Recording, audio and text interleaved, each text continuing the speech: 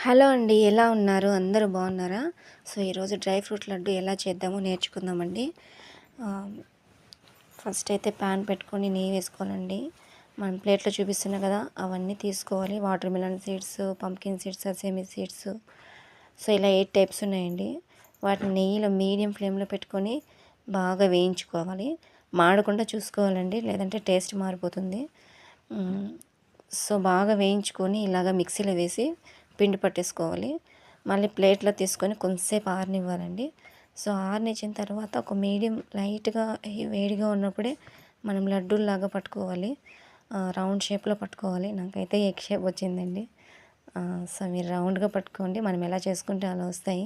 So, ఇవంటే చాలా healthy అండి పిల్లలకి. మోర్ దెన్ 1 వీక్ మనం స్టోర్ చేసుకోవచ్చు. లంచ్‌కి స్నాక్స్‌గాను మనం ఇవ్వచ్చండి.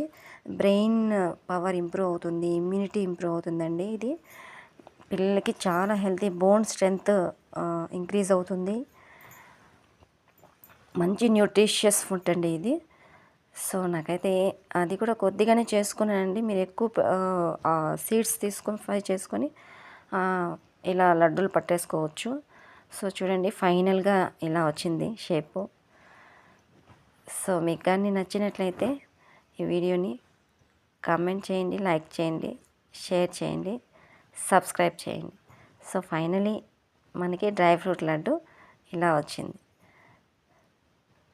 Thank you all so much.